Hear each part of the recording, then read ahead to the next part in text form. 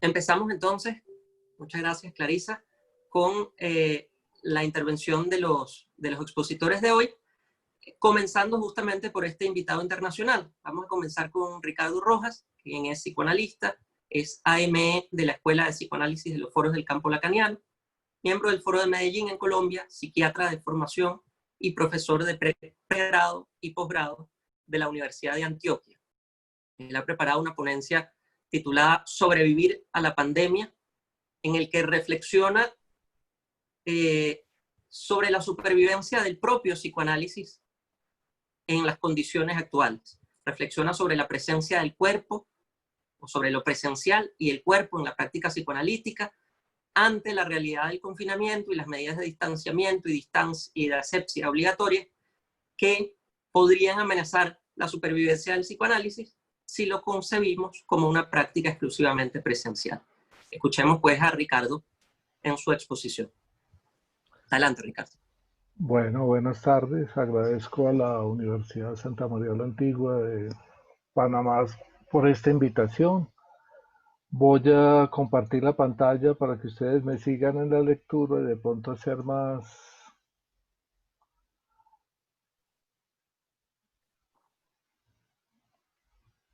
llevadera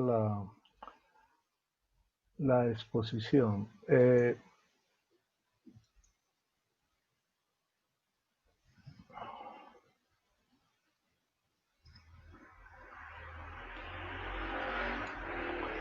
Bueno, como dijo Joel, mi ponencia se llama Sobrevivir la pandemia.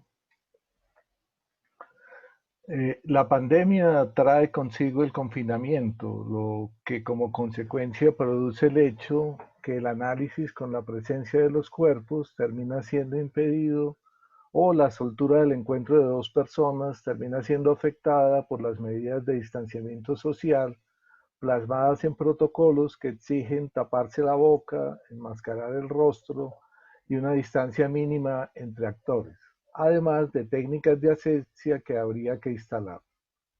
Por mi parte, no estoy dispuesto a negar la peligrosidad de la pandemia haciéndome el de la vista gorda con los protocolos. No me voy a constituir en un Bolsonaro negacionista que considera las medidas sanitarias exageradas y que bien se puede o prescindir o no ser tan estricto, tomando para ello un cierto aire megalomaníaco de inmortalidad y de estar más allá de este real que se nos vino encima, del que no sabemos por cuánto tiempo, ni tampoco sabemos de su comportamiento, pues en relación con el COVID-19 todo es incertidumbre. Tampoco me empecinaría en creer que el psicoanálisis sin cuerpos es solo una psicoterapia, llegando hasta convocar un cuerpo presente, pero enmascarado, amordazado y aséptico por los protocolos de desinfección. Querámoslo o no, nuestras acciones o no acciones estarían inscritas en un discurso que las rige y del cual no podemos escapar, pero en el cual como individuos nos podemos detener a pensar para tomar elecciones, que no dejarán de estar teñidos por nuestros síntomas y nuestros fantasmas. El confinamiento fuerza a los psicoanalistas a una elección. O se quedan estupefactos creyendo que esto ya va a pasar, que muy pronto vamos a volver a la normalidad, que el cuerpo es imprescindible, que eso es lo que hemos hecho durante más de 100 años, que es necesario conservar la ortodoxia de la presencia, el divino diván, y que no nos preocupemos porque muy pronto esta pasadilla pasará y seguiremos durmiendo en las costumbres establecidas. Pero, ¿para quién es necesario un cuerpo de carne y hueso? El psicoanálisis ante el confinamiento sería una de las disciplinas obligadas a desaparecer en el olvido de los tiempos. Hay posiciones intermedias que advierten que utilizar medios virtuales o de teleconsulta es posible, pero solo por un tiempo, como un paréntesis obligado ante la espera ansiosa del retorno a la normalidad. En la manera de presentar las cosas ya todo está juzgado. La utilización del adjetivo virtual ya vuelve la situación sospechosa Y si rematamos la descripción con teleconsulta, convierte esa acción en todo menos la posibilidad que allí se dé un acto analítico.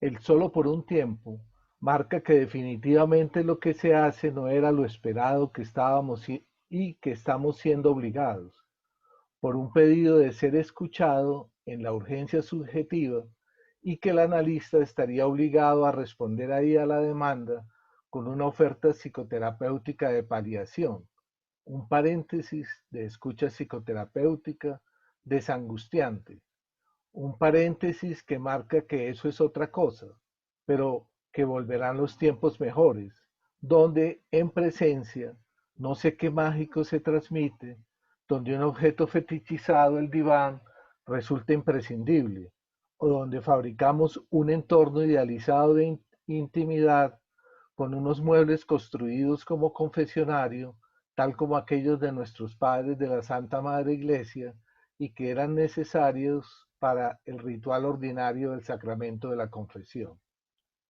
Creo que se llegó el momento de reflexionar sobre el alcance de este asunto de la intimidad y ciertos rituales que volvimos hábitos en psicoanálisis y de los cuales desprendíamos consecuencias. Volvamos a la posición intermedia. Esta arrastra mucha confusión. Arrastra posiciones que diferencian precisamente el psicoanálisis lacaniano de las psicoterapias o de los análisis de los postfreudianos, que terminaron convirtiendo el psicoanálisis en una psicología como las otras, como decía Lacan. Para el psicoanálisis lacaniano, la oferta es siempre la misma, la oferta de un psicoanálisis. No hay ofertas modalizadas. Para unos análisis ortodoxos, para otros psicoterapias psicoanalíticamente orientadas y para otros terapia de apoyo. Mucho menos el psicoanálisis lacaniano tiene la posibilidad, como en el psicoanálisis americano, de estar pasando de una a otra modalidad por las circunstancias de setting o por las limitaciones o contraindicaciones surgidas de los pacientes, sus características o sus diagnósticos estructurales. La oferta del psicoanálisis lacaniano no está limitada como para los postfreudianos por razones de edad, de condiciones cognitivas y mucho menos por razones diagnósticas. Lo que hace que algo sea un psicoanálisis no es el setting, que dependa de estar acostado sobre un diván, que tenga una duración y frecuencia y costos preestablecidos, sin los cuales no sería un análisis, sino una psicoterapia. Lo que nos pone de presente una pregunta: ¿qué es lo que realmente hace de un psicoanálisis un psicoanálisis? Quienes toman esta posición intermedia terminan, como dicen, presionados a hacer algo en lo que ellos mismos no creen. Con esta concepción previa, la suerte de lo que harán está echada. Es seguro que cuando hablen de su experiencia, no nos hablarán más que de los inconvenientes y de sus fracasos, sus torpezas en el manejo de los aparatos, los inconvenientes tecnológicos y hasta sus ideas paranoicas de vulneración de la intimidad. Los partidarios de esta posición nos dirán que su oferta no movilizó sino a unos pocos, algunas veces a nadie, pero me pregunto, si uno ofrece lo que no cree, ¿qué podrá movilizar? Una tercera posición, expectante, pero dejando que pase lo que tiene que pasar, dejar que la experiencia fluya, pero no sin dejarse de interrogar, y leyendo la experiencia en un instante de ver, un tiempo para comprender y un momento para concluir. Instante, tiempo, momento, que no tiene que ver con un tiempo cronológico y donde hay muchas cosas jugándose al mismo tiempo, unas que requieren precipitarse en una solución para que no sea demasiado tarde y otras donde la solución no puede ser apresurada. Se necesitará el tiempo para sacar conclusiones. Creo que nuestra propia experiencia de análisis y haber asistido al de otras permitió tomar esta posición expectante pero activa y con una pregunta muy clara surgida en el instante. ¿Cómo responder a los casos de urgencia? La respuesta no sería para deslizarnos a lo traumático que genera un trauma para todos sin consideración de la subjetividad. Las urgencias subjetivas habría que pensarlas en el uno por uno, de lo que para cada uno resulta movilizador de su interioridad. Por ello la pandemia no es traumática en sí misma, lo será en la subjetividad de algunos, y allí no habrá diferencia en la oferta del psicoanálisis en general. Lacan precisa en su texto de 1976 de los otros escritos, prefacio a la edición inglesa del Seminario 11, que dar esa satisfacción que marca el final del análisis es la urgencia que preside el análisis, y esa satisfacción no es otra que el deseo del analista, consecuencia de un análisis llevado hasta el final y que lleva a que alguien a decidirse a tomar el relevo del lugar del analista.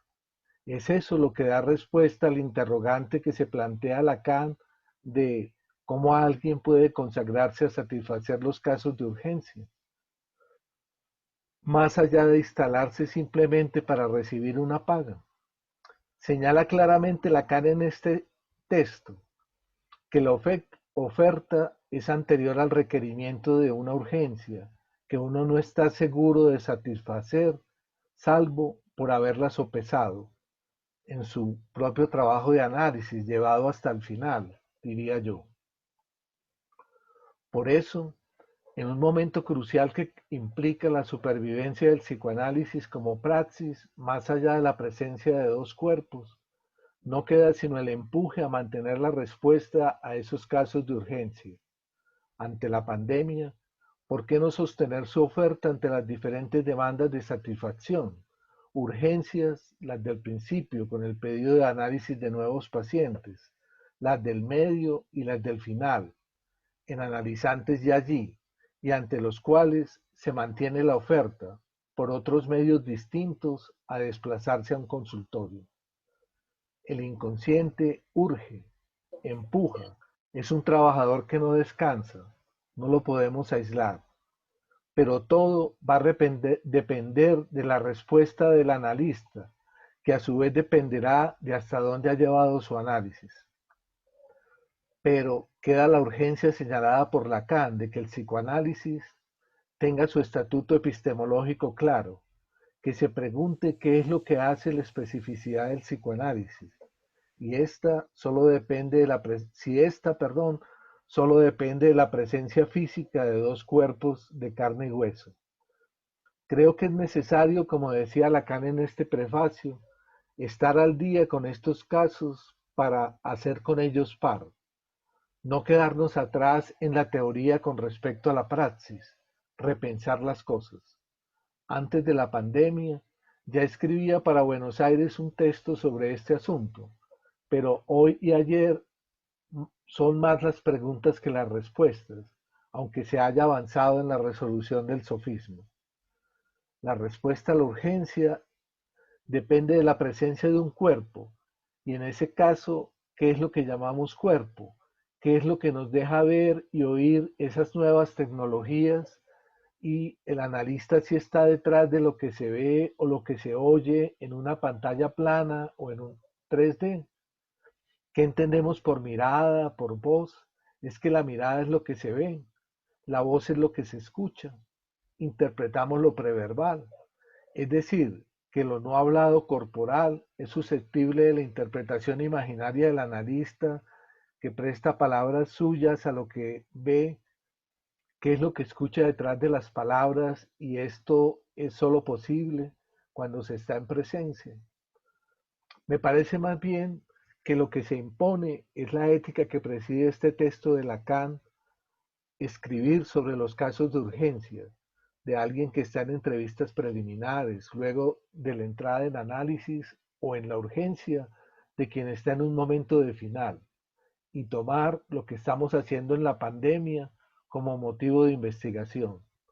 Freud abandonó la hipnosis y la sugestión ante la existencia de imposibilidades.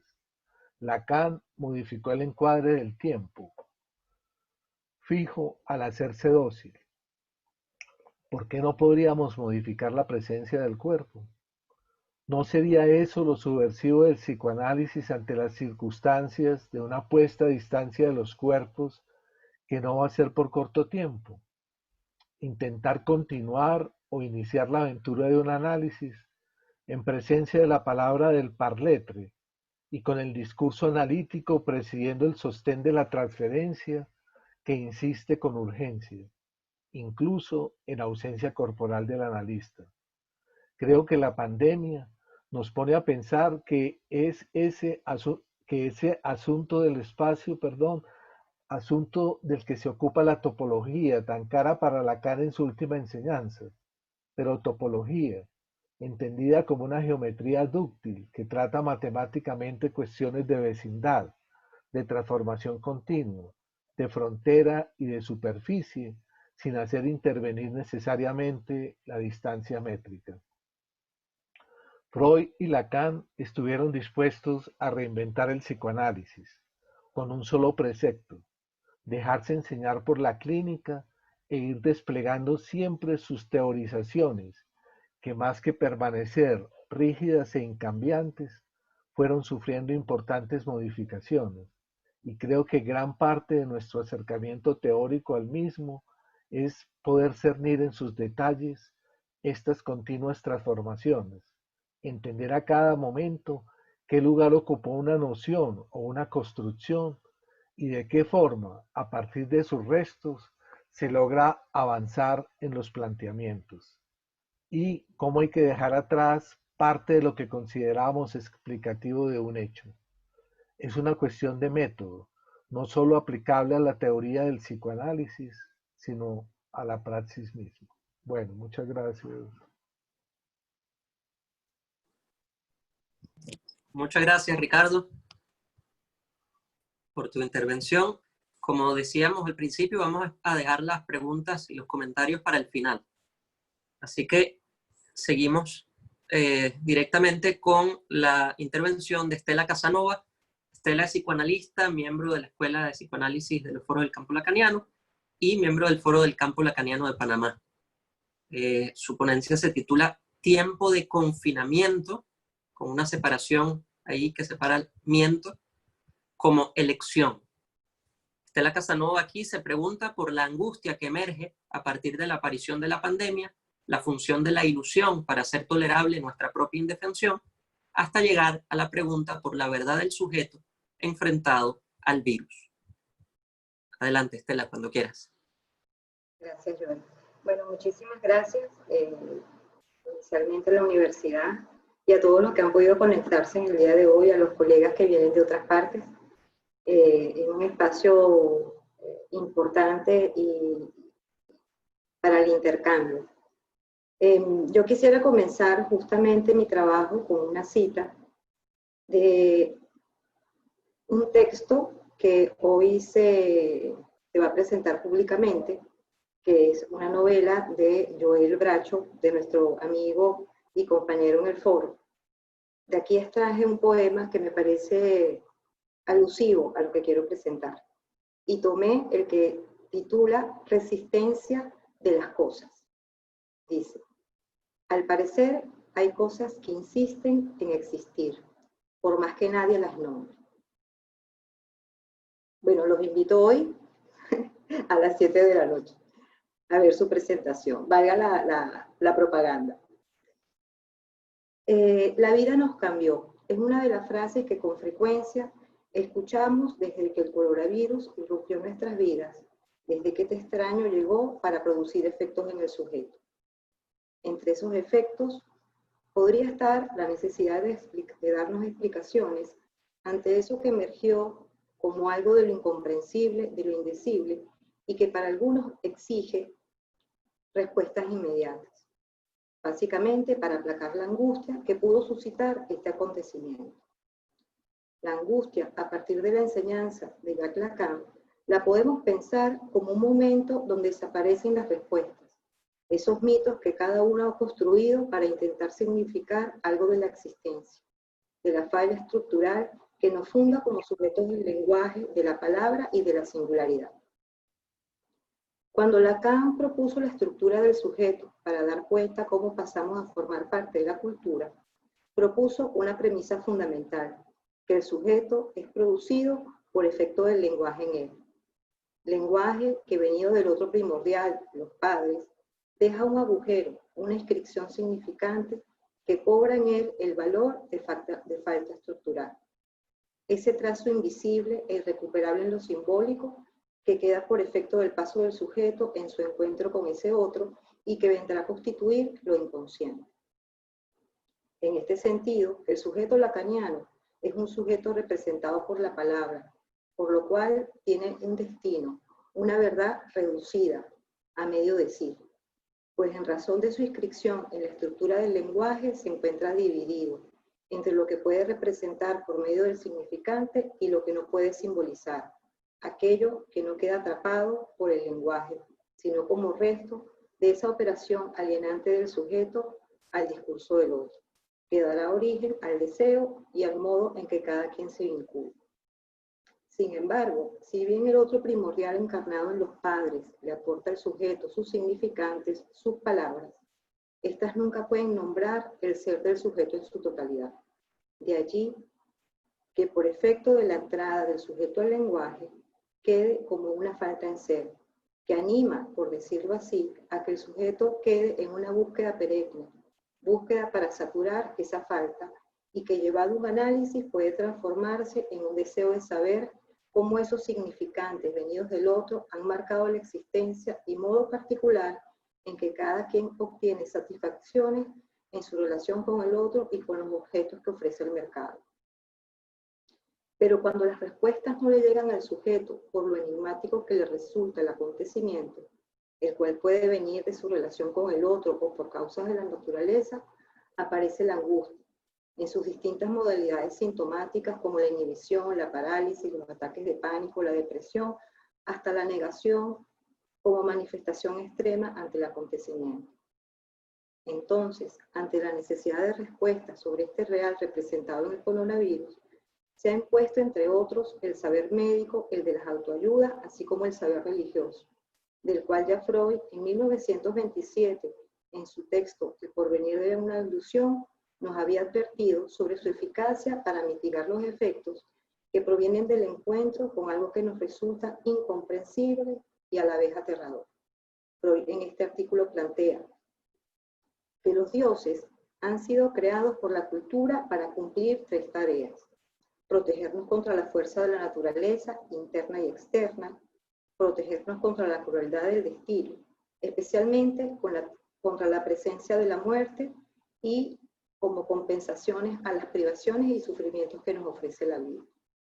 Más adelante, en este mismo texto, Freud puntualiza cómo estas tareas impuestas por la religión cumplen una función, la de protegernos, y esta función, dice Freud, se realiza a través de las ilusiones, acerca de las cuales precisa. Las ilusiones no son necesariamente erróneas, tampoco son porque sí falsas. Son realizaciones de los deseos más antiguos, intensos y apremiantes de la humanidad. El secreto de su fuerza está en que estos deseos crean representaciones nacidas de la necesidad de hacer tolerable la indefensión humana. Para Freud, la religiosidad, a través de las ilusiones, permite que los seres humanos se representen y puedan darse respuesta sobre aquellos acontecimientos que les son inexplicables, al mismo tiempo que marca y regulan la conducta social, pues ordenan y dirigen los sentimientos, lo cual el discurso religioso logra por medio de prescripciones sobre lo que hay que hacer, imponiéndose así un ideal de vida, una norma la cual exige un tipo de comportamiento para ser reconocido por Dios. Me pregunto si esta función ilusoria de la que nos habla Freud la podemos encontrar en esas ideas que hemos visto aparecer, como por ejemplo, yo salgo a la calle con la protección de Dios. Dios protege a los más jóvenes contra el coronavirus. Estas frases dejan ver, por un lado, cómo se le puede restar importancia a la gravedad que es y que causa el virus, producto de explicaciones con las cuales se combate el temor, pero por la vía de ideas ilusorias, imaginarias, y no por la vía del cuidado y de la protección que implica la ley simbólica que ordena y pone cierto límite ante el deseo transgresor como toda esencia de lo humano. Por otra parte, estas frases se colocan como pantalla protectora que operan como ilusión de cura, de inmunidad con la cual los adolescentes tratan de sostener su omnipotencia y velar la castración, para finalmente tolerar lo intolerable y en un extremo negar los peligros a los que se exponen. Eso lo que significa no querer saber de la muerte. Si bien las ilusiones, como dice Freud, permiten que el sujeto pueda construir respuestas ante lo desconocido, también pueden venir a velar la posibilidad de pensar cómo lidiar con el virus sin que la negatividad sorprenda con el contagio propio y el del allegado. Poder lidiar con el virus, sobre qué hacer con él, tal vez permitiría aceptar que llegó para quedarse. Y al igual que el síntoma, si lo entendemos desde la perspectiva de Lacan, tiene una dimensión de verdad. Verdad en tanto subjetiva y particular de cada sujeto, que puede ser descifrable para quien así lo quiera. En este sentido, si tratamos al virus como un síntoma desde la perspectiva del psicoanálisis, cabría preguntarnos, ¿qué verdad expresa el virus para cada uno? Creo que es desde este lugar que el psicoanálisis y los analistas tendríamos algo que aportar, ya que encarar al sujeto con su negatividad de saber es una resistencia con la cual se topó el mismo Freud desde el inicio de su trabajo, ante el cual no retrocedió.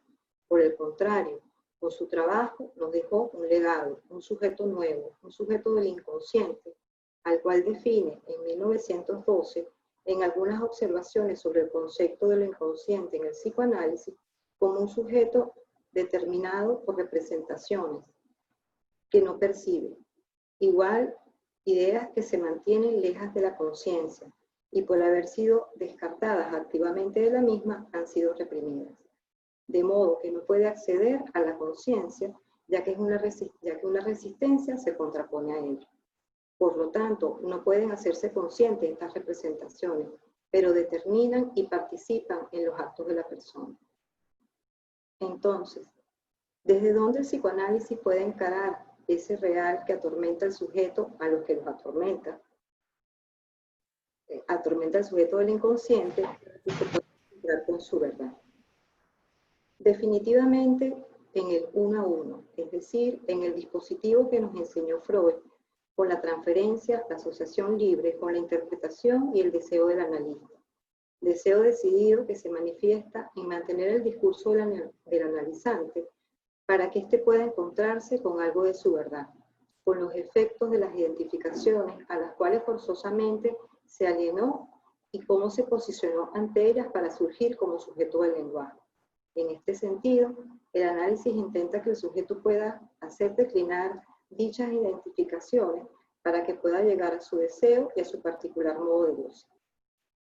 Es desde allí, desde donde podemos intervenir para ofrecer un efecto de revelación al sujeto de su malestar. Es desde su verdad que cada sujeto enfrentará y aceptará o no, según su posición subjetiva particular, los acontecimientos actuales. Pues como señala Oleg Soler, en su libro ¿Qué se espera del psicoanálisis, del psicoanalista?, en el dispositivo analítico se da el espacio a un sujeto para que desarrolle su palabra. El que escucha, el analista, desde la perspectiva de la interpretación, intenta captar, cernir lo que el sujeto mismo no sabe qué dice, no sabe qué significa y quizás no quiere significar. Con la interpretación, el analista apunta a empujar el saber de las consecuencias del inconsciente. Para concluir, quisiera introducir un breve fragmento del texto de la antropóloga y escritora Michelle Asensio. El texto se llama Diosas del Caribe, donde dedica un capítulo a explicar el significado de la palabra zombie y cómo la creencia en la zombificación le otorga un poder divino a la figura del brujo para mantener a la persona esclavizada. Dice Michelle, el zombie es un muerto vivo, es un ser extraído de la muerte para que pueda trabajar al servicio de que él causó el hechizo. La zombificación tiene un fin, esclavizar a la persona. Así podemos decir que el zombi es una persona muerta que permanece en un estado privado de conciencia y de su voluntad y reducida a la esclavitud. Para que los zombis permanezcan en este estado de esclavitud, no pueden ingerir sal, dice Michel. La sal es el antídoto contra la zombificación, la sustancia natural que actúa simbólicamente despertando la conciencia y el conocimiento, la sal de la vida, lo contrario a la caña de azúcar, producto del trabajo del esclavo. Me pareció que con este pequeño fragmento podría ilustrar, por una parte, cómo a través de las creencias y las ilusiones el sujeto puede borrarse del lugar de responsabilidad que tiene sobre sus elecciones, sobre su modo de existir, atribuyéndole al otro, al brujo, a Dios y a la misma omnipotencia el poder de decidir sobre su acontecer. Por otra parte, cómo la palabra nos otorga la posibilidad de individuación, de diferenciarnos entre los demás, pues a través de la simbolización podemos descifrar e interpretar el sentido que los acontecimientos producen en cada una y cada uno. Así que bienvenidos a aquellos que quieran probar la sal. Eso es lo que les traigo para hoy. Muchas gracias, Estela, por tu intervención. Seguimos entonces ahora con Mario Brito.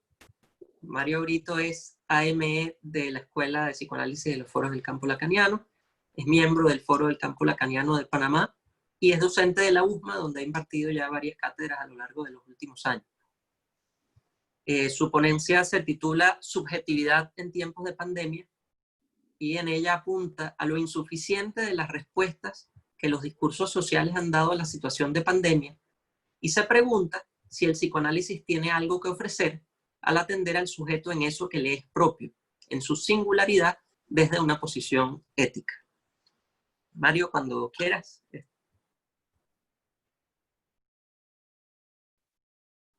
¿Tienes apagado el micrófono, Mario?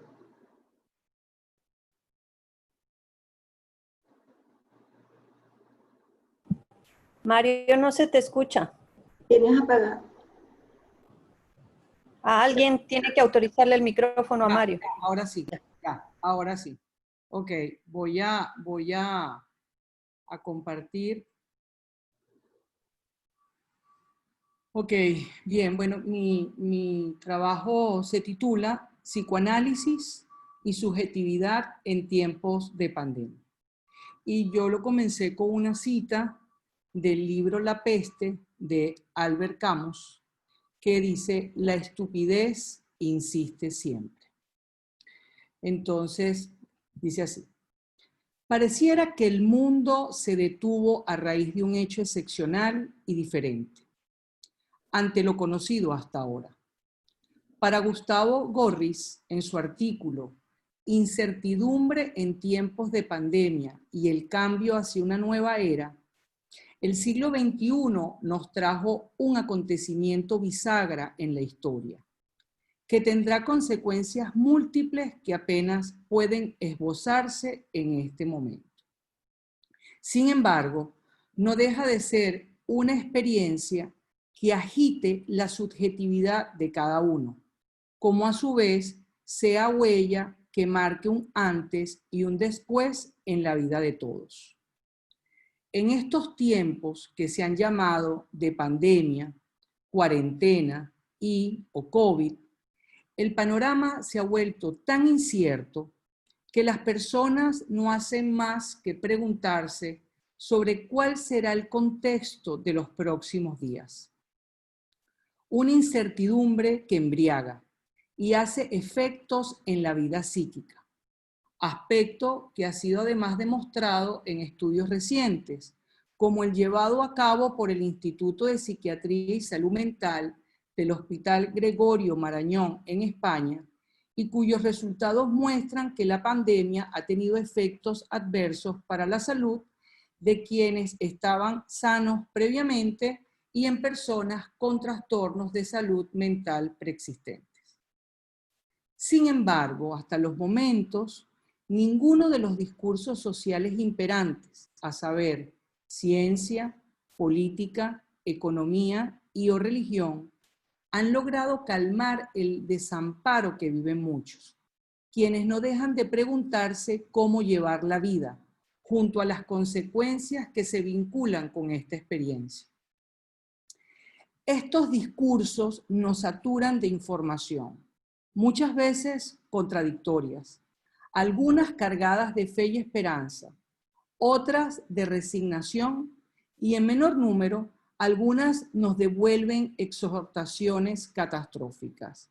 Sin embargo, ninguna voz ha logrado dar sentido a esta cadena de acontecimientos que eran imposibles de prever.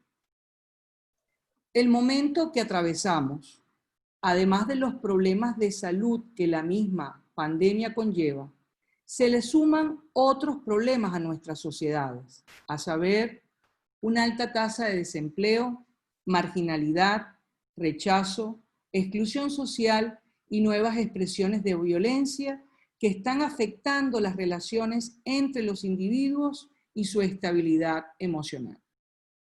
En nuestro país, Panamá, como en otros países latinoamericanos, el desarrollo socioeconómico es desigual y combinado. Y eso se expresa en las dificultades para implementar la campaña Quédate en casa. Muy útil para una parte de la población que tiene las posibilidades de ejecutarla, pero inviable para otra buena parte que no tiene las condiciones de estar en cuarentena dentro de sus hogares, tanto en las áreas urbanas como rurales.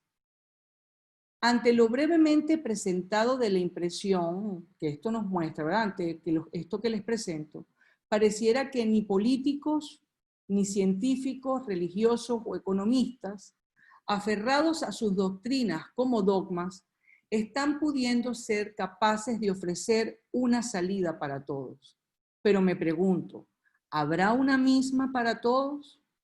En consecuencia, lo único más o menos cierto, y tampoco igual en todos, es que en este momento muchos experimentan un sentimiento de desorientación general y sensación de inseguridad.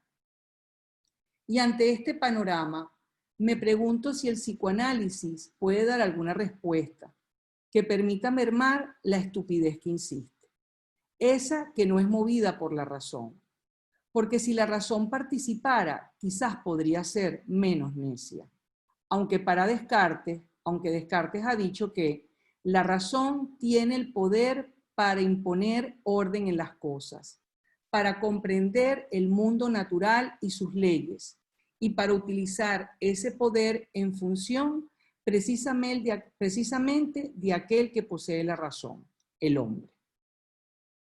Creo que de entrada, y de lo que del psicoanálisis puedo recoger, es que en estos tiempos, como antes de la pandemia, estos discursos imperantes y que he mencionado previamente insisten en negar al sujeto, lo que conlleva a una deshumanización esclavizada a adorar falsos referentes que promueven la transformación de los modos de vincularnos, volviéndose más relaciones de poder en las que se desconoce la subjetividad del ser hablante.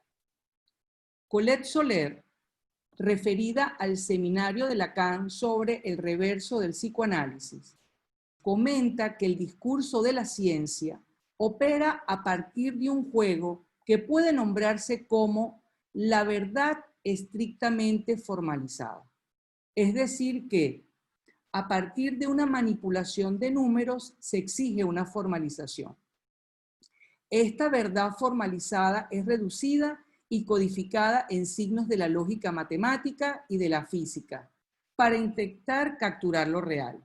Por ende, el discurso de la ciencia solo puede sostenerse en la lógica, haciendo de la verdad un juego de valores, eludiendo de forma radical toda su potencia dinámica. Lacan, 1992, página 95. Por lo tanto, la ciencia genera un discurso homogeneizado. Se vuelve todo una misma cosa, negándose las diferencias individuales y la singularidad subjetiva. creándose además un borramiento de los sistemas o referentes culturales de los cuales nos hemos constituido. En consecuencia, un discurso que procura un para todos lo mismo, tanto en la producción del saber como en su empleo. Este es uno de los puntos en el que el psicoanálisis se diferencia de la ciencia, porque en la medida en que la ciencia busca estudiar lo real en lo universal, un real para todos, el psicoanálisis busca interrogar lo real del sujeto, no por el lado de las leyes físicas, sino por la realidad que constituye su subjetividad. Y me pregunto entonces, ¿a qué subjetividad se refiere el psicoanálisis? A aquella dada a partir de las diferentes inscripciones psíquicas que se producen a lo largo de la vida del individuo.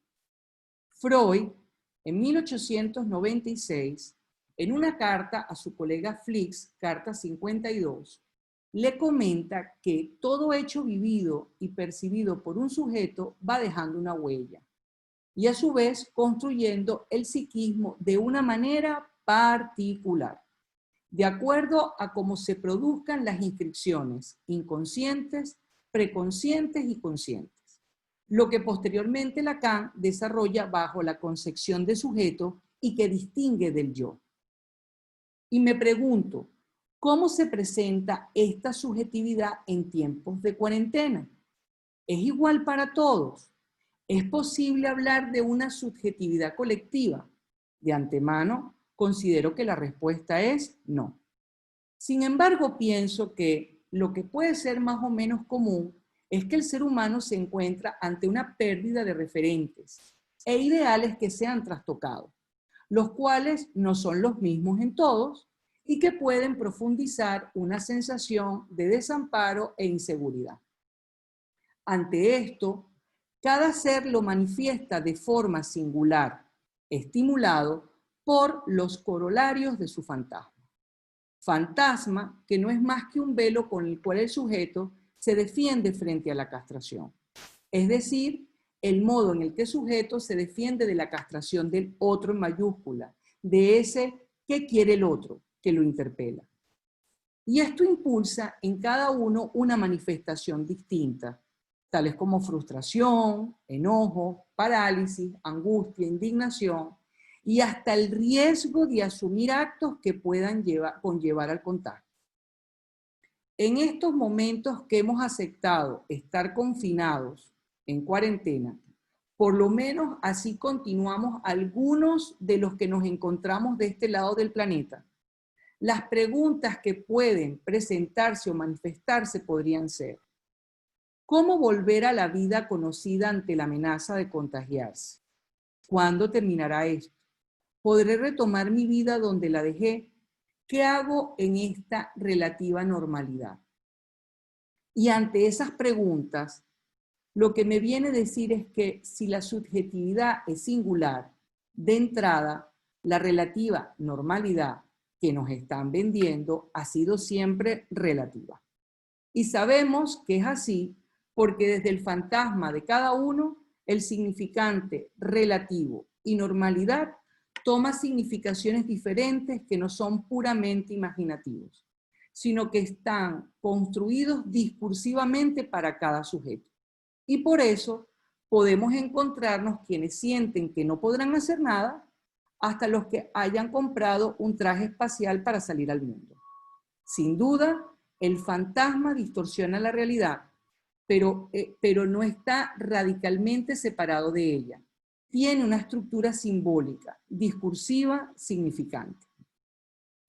Entonces, ante la relativa incertidumbre que se vive, la imposibilidad de respuesta y el desamparo, el psicoanálisis solo puede ofrecer que cada uno logre encontrar su respuesta de hacerse en su singularidad. Y solo desde ahí encontrar una salida de cómo inventarse la vida, más allá del universal de las estadísticas en las que puede quedar atrapado o negado el sujeto. El goce de sufrimiento del neurótico impide el movimiento a acceder a otras experiencias nuevas, a otras expresiones de goce o alguna otra forma de hacerse o lo que fuere que se necesite para sentir satisfacción y disfrutar la vida. Sin embargo, el tener que verse con un desser, un cambio, es costoso. Dejar de ser lo que se ha sido para de ser en otra forma de satisfacer el deseo duele.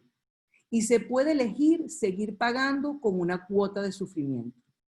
Por eso, el sufrimiento humano no es nuevo, como tampoco hacer resistencia a dejar el síntoma con el cual se ha gozado. Pero sí se puede decir que en este tiempo un virus, no cualquiera, uno con corona, soltó las costuras y ha develado algo de lo inmundo del mundo en el cual se goza. Entonces, ante lo que he presentado y como respuesta a la pregunta, ¿qué puede esperarse del psicoanálisis en estos tiempos? Solo puedo finalizar diciendo que el psicoanálisis, sustentado por una ética, la ética del deseo, que implica al sujeto en su habla y en su inconsciente, tiene algo que ofrecer, y es que cada uno construye una salida de vida más allá de los referentes que le han constituido, y que cada quien se responsabilice por sus elecciones y por sus modos de satisfacción, que escapan a la normalización y la estandarización. Y así quizá la estupidez insista un poco menos. Gracias.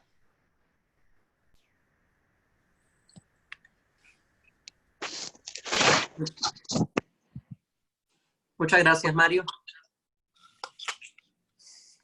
Listo. Muchas gracias, Mario, por tu intervención. Como ya hemos dicho, dejamos las preguntas para el final y nos queda la última intervención, la participación de Natalie Ponce, que es psicoanalista, miembro de la Escuela de Psicoanálisis de los Foros del Campo Lacaniano y docente de la USMA en pregrado y posgrado. Ella ha preparado una ponencia que se titula El psicoanálisis y la subjetividad de su época, en donde se pregunta por la época, por el tiempo que nos ha tocado vivir, marcado por la pandemia, pero también por lo virtual que desde antes, si pueden apagar los micrófonos, que está haciendo una interrupción en el sonido, decía, pero también por lo virtual desde antes de la pandemia y por sus efectos en la subjetividad. E igualmente por los efectos de la pandemia como real, que presentifica la muerte y el desamparo. Natalie, puedes comenzar cuando quieras. Hola, buenas tardes. Bueno, muy contenta de estar con ustedes. Voy a compartir pantalla.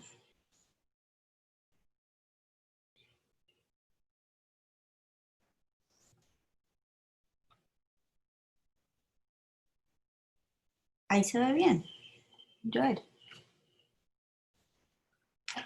¿Sí? Sí, sí se ve. Ok, bueno. El título es El psicoanalista y la subjetividad de su época. Mejor pues que renuncie quien no puede unir su horizonte a la subjetividad de la época. La frase de Lacan con la que quiero comenzar. Desde su origen, el psicoanálisis ha incluido la pregunta por lo humano y la existencia. Sin embargo, esta pregunta ha estado acompañada por la necesidad de comprender la época.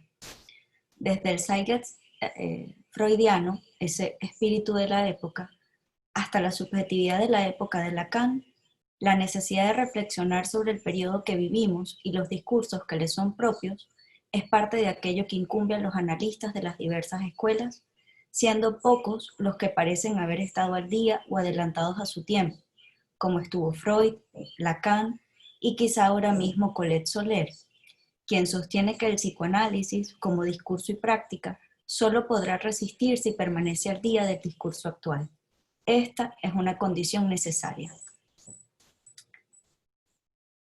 Me sorprendo al leer su seminario El encuerpo del sujeto, curso dictado en el Colegio Clínico de París entre el 2001 y el 2002, y encontrar la pregunta por el cuerpo y la virtualidad, los ritualismos de aquello que ocurre en el consultorio, muchas veces mal llevados, y la reflexión sobre por qué es posible que un analista trabaje desde la virtualidad.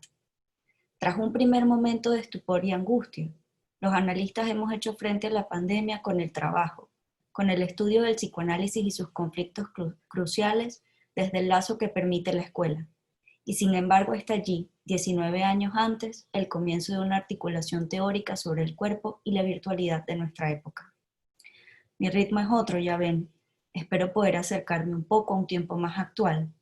Por ello, la frase con la que Soler inicia su texto me parece fundamental. El psicoanálisis, a pesar de su nombre, análisis de la psique, es una práctica en cuyo centro se encuentra la cuestión del cuerpo. Y es que el sujeto tiene un cuerpo, no es sin cuerpo. Esta es la tesis lacaniana.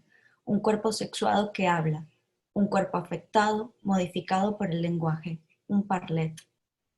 Ahora bien, no somos especialistas del cuerpo. La definición del analista está en relación con la concepción de sujeto que para el psicoanálisis lacaniano, del sujeto para el psicoanálisis lacaniano. Y así nos encontramos con lo sostenido recientemente por Colette sobre el analista como un especialista del discurso, no del discurso del bla bla bla, sino del discurso del lazo social, que como todo lazo está ordenado en un discurso a partir de un significante amo. Cabe preguntarnos entonces, ¿cuál es nuestro tiempo, marcado por el confinamiento de los cuerpos y la interrupción del lazo social cuerpo a cuerpo? ¿Qué discursos en nuestra época? ¿Qué efecto traerá la pandemia sobre nuestra subjetividad y la subjetividad de la época? ¿Qué época nos tocó vivir? Una idea justa de nuestra época debe responder a aquellos acontecimientos colectivos que la marcan, acontecimientos que son tales en tanto son imprevistos, tal y como Soler sostuvo recientemente en su presentación en Turquía, que tituló ¿Qué responde el psicoanálisis a los casos de urgencia? Así, la pandemia como acontecimiento tuvo un efecto perturbador inusitado, tanto en los sujetos como en los discursos. Como real de la vida, la pandemia impuso el confinamiento de los cuerpos a toda la civilización, impedidos del cuerpo a cuerpo, todos por igual, y por momentos impedidos de aquello que nos distingue como humanos, el rendirle culto a nuestros muertos. Rito sagrado del humano, hemos visto con horror el no poder despedir a nuestros seres queridos, el saberlos enterrados en fosas comunes, sin nombre, apilados todos en camiones, envueltos en metros de papel de plástico para poder ser desinfectados. Sin duda es inédito, pero responder si la pandemia modificó o modificará la subjetividad de nuestra época es algo que solo podremos responder en après-coup, a posteriori. Adicionalmente, desde su origen, el psicoanálisis toma la estructura del mito y la tragedia clásica como la forma que mejor explica el sufrimiento humano y aquello que nos constituye como sujetos. Edipo Rey, otras tragedias y mitos clásicos, así como las demás representaciones artísticas, sirven de reflexión y diálogo para el psicoanálisis desde Freud hasta hoy. Lacan revela la importancia del mito cuando en su seminario 4, La relación de objeto, precisa el carácter mítico de cierta concepción de la realidad.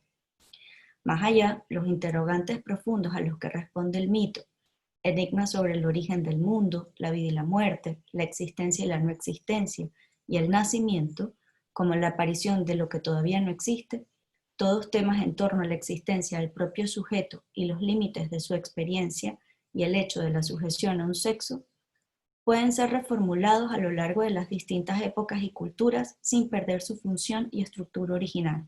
De allí su valor intrínseco y estructural. Por ello, Lévi-Strauss sostuvo que los mitos se refieren simultáneamente al pasado, al presente y al futuro.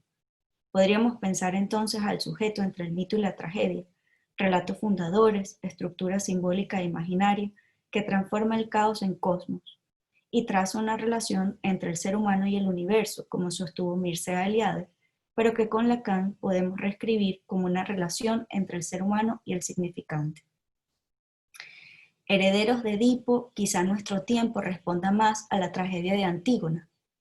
Antígona, hijo de Edipo y Yocasta, trata de darle la debida sepultura a su hermano Polinices en contra de la prohibición de la ciudad, y colocándole en una tumba subterránea fue condenada a muerte por orden de Creonte. Con Antígona, obra muy estudiada por su complejidad y su trabajo en torno a la ley divina y la ley de los hombres, encontramos la importancia de dar sepultura al cuerpo de un ser querido como ley trascendental, como la ley divina por ser ley de los dioses.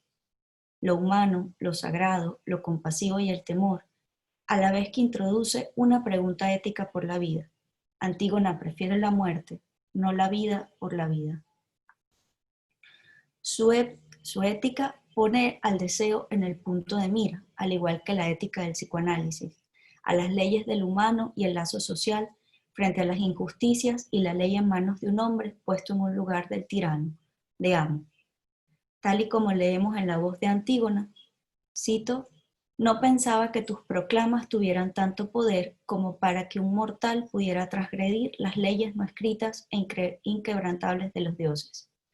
Estas no son de hoy ni de ayer, sino de siempre, y nadie sabe de dónde surgieron. Sin embargo, Sófocles apela al lenguaje como creador, cuando sostiene que son los hombres quienes enseñaron a sí mismos el lenguaje, el alado pensamiento y las maneras civilizadas de comportarse. Así, la civilización surge con el lenguaje y también con la pregunta por la existencia y su finitud, y con honrar con la debida sepultura a los cuerpos inertes. Cito Antígona, nada extraordinario llega a la vida de los mortales separado de la desgracia, y tampoco llega sin la pérdida. Como Antígona, a muchos en todo el mundo les tocó la muerte anticipada, la muerte insinuándose en el dominio de la vida. Se nos impuso un real de la vida que nos tocó la relación íntima con la muerte y con la propia, y la de nuestros seres queridos. La pandemia nos impuso aquello de lo que no queremos saber, de lo que no queremos hacernos cargo, develando el desamparo absoluto. De ello saben los psicoanalistas, cuyo acto no tiene de dónde agarrarse. Con Lacan, sabemos que el significante amo absoluto es la muerte, y en este momento la pandemia reordenó los cuerpos y el discurso en torno a dos significantes, confinamiento y pandemia, sobre el sujeto supuesto saber que marca el discurso de nuestro tiempo, el de la medicina. Si usted quiere vivir, lávese las manos y no salga de su casa. Citaré al escritor Luis Islas Prado porque los poetas parecen siempre tener más facilidad para poner en palabras estos asuntos.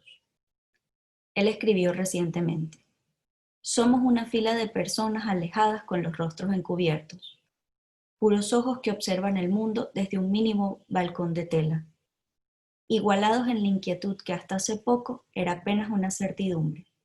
Todos vamos a morir. Nuestra época, narcisista, permitió la ilusión de poder ser todos amos de sí mismos, a pesar de mantener mandatos constantes, guías positivas sobre cómo vivir mejor, un vivir mejor para vivir más.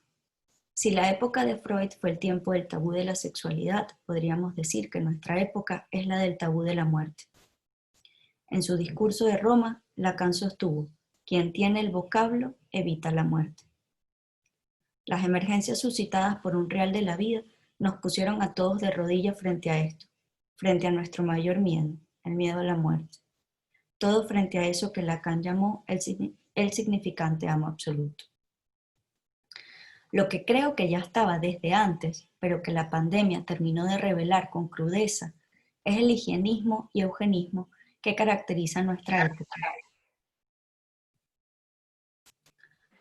Es decir, los mandatos en torno a la buena salud y la longevidad máxima posible y el eliminar lo que no conviene respectivamente. Soler dice, higienismo, narcisismo, esa es nuestra época. Eso ya estaba desde antes, al igual que la biopolítica, el ejercicio del poder ya no sobre los territorios, sino sobre la población, sobre la vida de los individuos y sus cuerpos, neologismo creado por Michel Foucault y que actualmente retoma la filósofa Judith Butler para decir que estamos frente a una nueva forma de biopolítica, porque el aislamiento de los cuerpos como estrategia de control estatal ha expandido el poder del Estado, develando los ejercicios tiránicos del poder en diversos países bajo la premisa de que es para garantizarnos la vida. Nuestra realidad es que a nivel mundial, la economía requiere de la muerte de las personas más vulnerables de nuestras comunidades. Por eso Butler habla de una necropolítica, eugenia. Esto ha estado desde hace mucho tiempo entre nosotros, ha estado pero un poco más velado. Se habla con frecuencia de lo incierto de esta época, una incertidumbre que se ha exponenciado con el COVID. No sé si lo que caracteriza a esta época es justamente lo incierto, más bien me inclino por lo planteado anteriormente. No es incierto que esto traerá mayor brecha social, mayor número de muertes, sobre todo en poblaciones carenciadas, un incremento en regímenes totalitarios, la política cada vez más volcada hacia el control de los cuerpos sexuados a partir del higienismo-eugenismo. Eso lo sabemos y por ello la angustia por momentos es insoportable. A mi entender, si hay incertidumbre, no está del lado del futuro que nos espera, sino la incertidumbre sobre los grandes discursos, la incertidumbre incluso ante el discurso médico-científico. Se nos tambaleó el narcisismo de la subjetividad de nuestra época. Del todo se puede ser tu propio jefe. ¡Qué angustia! Humanizarnos. Ese cambio de posición ética resulta esencial. Para el psicoanálisis, cito a Soler, una ética de la interpretación, el respeto de las diferencias, el rechazo de las discriminaciones, la aspiración a la verdadera democracia, entre otras. En tal sentido, la ética señalada por Lacan para el psicoanálisis sobre el deseo y la singularidad se convertirán cada vez más en un reto. Ser un analista es, como sostuvo Lacan, un job muy duro, un trabajo inhabitualmente fatigante. Un trabajo solitario que, como bien resume Carmen Lafuente, incluye soportar la demanda, ir en contra del sentido, desmentir la existencia de la relación sexual, decepcionar al amo, perder el agalma, sostener un deseo inédito, aceptar ser un desecho, y yo agregaría que hasta a veces prestar el cuerpo. Todo ello, y aún se habla de la alegría y el entusiasmo al final y en relación con este trabajo. De la reflexión sobre la subjetividad de su época a la reflexión sobre su acto, el analista podrá ofrecer su escucha para aquel sujeto que se autorice al acto de la palabra, para revelar su deseo, su singularidad y el dolor de existir. Y en tal sentido, no puede haber una experiencia generalizada sobre la pandemia y el encuentro con esos significantes que circulan entre nosotros alrededor del COVID. La subjetividad de la época no es igual. No puede dar cuenta de la singularidad del sujeto. El acto de la palabra implicará escuchar sin prejuicio aquello singular del sujeto, y esto solo es posible al dejarlo hablar. La palabra que cura en el análisis no puede ser sino las de ustedes. Una cita de Lacan en su discurso de Roma que me parece un buen recordatorio. Gracias.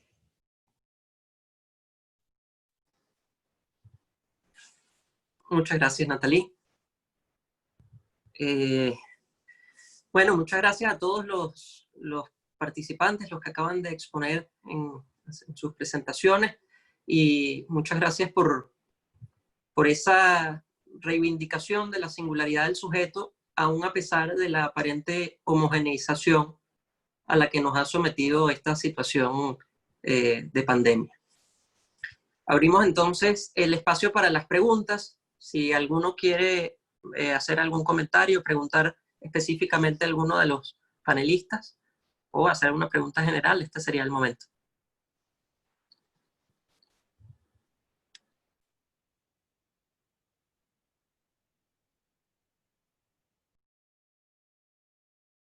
Bueno, yo quisiera preguntar, ya no recuerdo cuál fue la persona que mencionó, pero me pareció muy interesante cuando hablábamos de que la subjetividad no puede llegar a ser colectiva, cuando en realidad la influencia ha venido muy fuerte por parte de los medios, del Estado, de la gente, del sentir de las personas sobre la situación, y pienso que hay un, no sé si llamarle contagio de ese sentimiento de temor. Y yo sí hubiese pensado que hay una especie de subjetividad colectiva cuando de repente te cambia el pensar sobre la situación y termina siendo parte de. Entonces, sí me gustó la parte, el esquematizar a una subjetividad individual que de todas maneras está ahí y que corresponde al analista sacar. No sé quién habló de la subjetividad colectiva. Me parece que fue Mario en su intervención el que diferenciaba, el que se preguntaba si existía una subjetividad colectiva. Sí, la pregunta que yo me hice es por el hecho de que yo creo que hablar de una subjetividad colectiva, de un todos iguales, este, eh, estaría en ese punto que tú dices que quedan alienados, que sería como del lado de lo imaginario, de una cosa imaginaria para todos, ¿ves? Que puede estar presente, pero que no define lo singular para cada uno, ¿ves? Y que uno lo puede ver en este tiempo de que hay personas que pueden vivir este momento de una manera distinta, aunque de repente podamos ver que hay referentes que son comunes, pero la subjetividad es particular, es decir, es de cada quien la construye a partir de la experiencia que está viviendo en este momento y a partir de sus propios referentes, es decir, que entonces todos vamos a tener la misma, entonces yo me preguntaría por qué no estamos entrando todos en el mismo orden, pues. Es decir, si todos viéramos colectivamente lo mismo, ¿por qué no estamos todos en el mismo orden? Y porque entonces no se ha podido minimizar los números, es decir, porque que hace que cada quien lo esté respondiendo de una forma distinta, ¿no? Entonces, quizás era la pregunta que me estaba haciendo con respecto a eso, sin quitar que la época tiene referentes que pueden ser comunes, ¿no? Pero cómo cada quien toma esos referentes en particular. ¿Sí?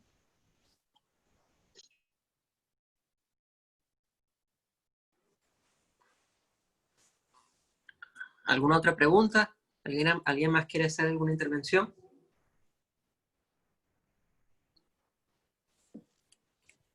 ¿Se me escucha? ¿Sí? Sí. Bueno, en verdad me ha encantado muchísimo escucharlos.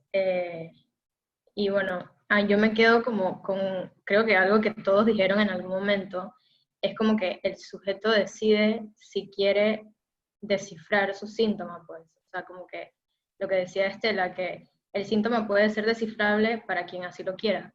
O sea, como que al final uno decide si enfrentarse a eso, ir a análisis y pues hacer algo con eso, o simplemente pues quedarse así sin el querer saber, pues. Y nada, me pareció muy buena esa reflexión que creo que todos lo tocaron en algún punto.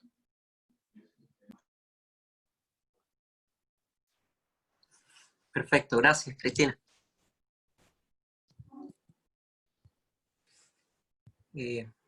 ¿Alguien más quiere hacer? Carlos Enrique levantó la mano, hay alguien que levantó la mano, se llama Carlos Enrique Correa. Buenas tardes, no sé si me están viendo, me están escuchando. Sí. Yo soy Carlos Enrique Correa. Bueno, quiero felicitarlos por este momento tan importante y este diálogo tan productivo que nos compartieron los ponentes. Muchas gracias. Mi pregunta es para Ricardo Rojas. Un saludo desde Colombia. ¿Cómo nos puede complementar, Ricardo, lo que dijo que el inconsciente urge, empuja, es un trabajador que no descansa ni ante la muerte, ni ante el virus y la presencia de la muerte, digo yo, con la presencia de los sueños? Es decir, ¿cómo nos puede complementar que el inconsciente no descansa y con la presencia de esos sueños, como actualmente como que la gente está soñando más, la gente está preocupada por eso? Entonces, y la manifestación del inconsciente, la principal manifestación del inconsciente, que es el sueño, que ahorita sale con toda la fuerza. Entonces, me gustaría que Ricardo Rojas nos ampliara un poco de eso.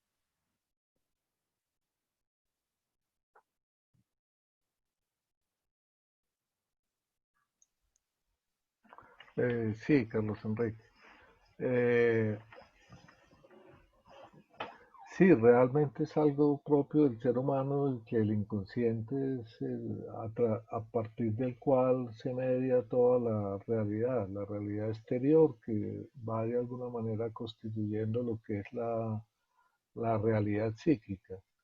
Y por eso el inconsciente en sus diversas maneras, el inconsciente estructurado como un lenguaje con sus diversas formaciones del inconsciente, y una de ellas, en cierta forma, estaría lo que serían los sueños, pero igualmente los síntomas. Tratan de alguna manera que el sujeto, eh, a través de una construcción discursiva, haga de alguna manera, enfrente de alguna forma lo real, porque uno no se enfrenta directamente a lo real, más bien es el inconsciente y a través de los discursos, a través de los cuales uno puede de alguna manera tocar ese asunto de lo real que de otra manera sería imposible, que es lo que muestra un poco el asunto en la psicosis, cuando lo real se hace muy patente, realmente es algo del orden de lo intolerable. Entonces siempre tiene que estar esa realidad de la construcción discursiva, entre ellos el síntoma, el fantasma, para hacer frente a eso. Y la parte del sueño, en cierta forma, también es como a través del sueño, eh, intentar entonces mantenernos, que continuemos dormidos y que continuemos dormidos para no tener que enfrentar de alguna forma ese aspecto de lo real. Y seguramente eso es un poco lo que se puede ver en la pandemia en relación a la aparición de sueños que seguramente no pueden ser de diversos tipos, desde sueños en los cuales puede ser pesadillas, donde lo real puede estar mucho más evidente, a otro tipo de manejo en lo que sería el sueño. Entonces, sí, ese trabajador que es el inconsciente, que no cesa de trabajar y que de alguna manera para eso es un poco la oferta, está abierta la oferta psicoanalítica, para que de alguna forma se pueda hablar de todo ese trabajo que el inconsciente hace y se puede hacer de alguna forma toda esa, toda esa elaboración que permite de alguna manera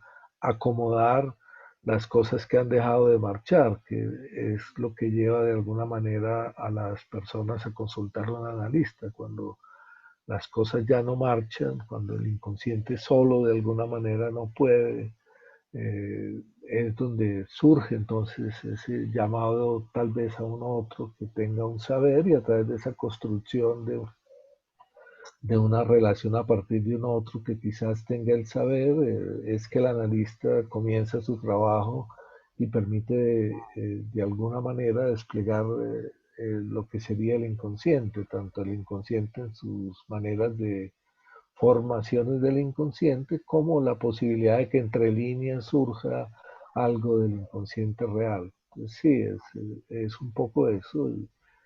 Y quizás mi trabajo estaba en la necesidad de los psicoanalistas de mantener de alguna forma esa oferta, porque no todos estábamos convencidos de que el trabajo se pudiera realizar en lo virtual. Más bien se hablaba en silencio, entre pocos, se consideraba que realmente el trabajo era solamente de tipo presencial, de la necesidad de alguna manera de un cuerpo, y quizás la pandemia nos obligó a hacer la investigación a los psicoanalistas, es decir, nos quitó esa variable, trabajen sin el cuerpo a ver qué pasa. En las tres formas de lo que yo he visto que los psicoanalistas se puedan enfrentar de una manera de sí, yo puedo continuar el psicoanálisis por otros medios, no echar de menos el cuerpo y pensar que porque no está el cuerpo es una psicoterapia, más bien permitir que eso se desarrolle y quizás estar en todo momento pensando qué es lo que uno está haciendo. Es decir, la importancia que decía Lacan de pensar siempre el psicoanálisis, de estar uno mirando qué es lo que de alguna manera está haciendo y construyendo. Y yo pienso que seguramente de esta pandemia saldrán muchos trabajos teóricos alrededor de todas esas preguntas que yo refería en mi trabajo, es decir, realmente qué es el cuerpo, qué es la voz, qué es la mirada, tantas preguntas que de alguna manera hay que precisar y hay que precisar en filigrana y que quizás la pandemia nos permitió detenernos un momento y pensar un poco en todas estas situaciones. Eso sería lo que tendría para decirte, Carlos. Gracias, Ricardo. Me parece que Esteban Villota había levantado la mano. No sé Sí, si- muchas gracias. Adelante, Esteban. Bueno, primero, muchas gracias al Foro de Panamá por todos sus trabajos, a la Universidad USMA también para permitir este escenario de diálogo y de debate internacional. Entonces, les agradezco de antemano. Y a pesar de que tengo muchas preguntas, muchos comentarios, también quiero seleccionar el que es más importante para mí, que es referente a una parte del trabajo de Mario que me resonó, que me parece muy interesante, cómo él está pensando lo colectivo. Porque si bien el psicoanálisis tiene una relación no colectiviza, ¿sí? Pero tampoco dice que no haya cosas colectivas. Su trabajo hace muy bien en señalar que no, los efectos del COVID no se viven todos de igual forma por las cuestiones sociales, las cuestiones económicas, ¿sí? Una cosa es estar en clase baja, clase social baja, y otra cosa, pues, el confinamiento siendo parte de la clase social alta, ¿no? Pero también hay una cuestión que es interesante, que es respecto de que no todas las personas están padeciendo esta situación. Hay algunas personas obsesivas y paranoicas que están encontrado en todo este escenario de pandemia, de aislamiento social, una cuestión que los beneficia. Se autorizan, por ejemplo, lo que ya venían haciendo, lavándose las manos continuamente, el distanciamiento social, entonces ya era algo que se venía haciendo, ¿sí? Y además también es esta cuestión de cómo pensar entonces lo colectivo respecto de esto sintomático, de esto que está emergiendo, ¿sí? ¿Cómo pensarlo, Mario? Sí, la verdad que yo no sé si ahorita inmediatamente te podría dar respuesta, pero sí veo que lograste como atrapar lo que quería transmitir con el trabajo y lo que se puede ver en la clínica, ¿no? Es decir, cómo cada uno lo puede estar manifestando de una manera particular, ¿verdad? Es decir, hay una analizante que ella dice, me doy cuenta que, que he vivido siempre en confinamiento. Ella dice eso, ¿ves? Es decir, hoy me doy cuenta que yo he vivido en confinamiento y que para mí esto es normal. Entonces poder decir que todo un colectivo va a decir lo mismo frente a esto, yo digo que no. Ahora, eso abre la pregunta sobre qué será eso entonces de lo colectivo. Yo creo que nos queda como trabajo, ¿no? Es decir, y me parece que lo colectivo va a tocar lo que tiene que ver con lo imaginario, ¿sí? Con aquello que se unen elementos en donde los otros se quedan alienados, ¿no? Y se hace todos uno, en donde el sujeto se borra. Por ejemplo, el efecto de los grupos, ¿no? Que no es del 1, 1, 1, 1. Eso no significa que no se va, que no, digo yo, eso no significa que no se dé ese fenómeno, pero no era de eso de lo que estaba refiriéndome, sino de eso particular. Y que abre esa pregunta sobre trabajar, qué poder entender como colectivo desde el psicoanálisis, ¿no?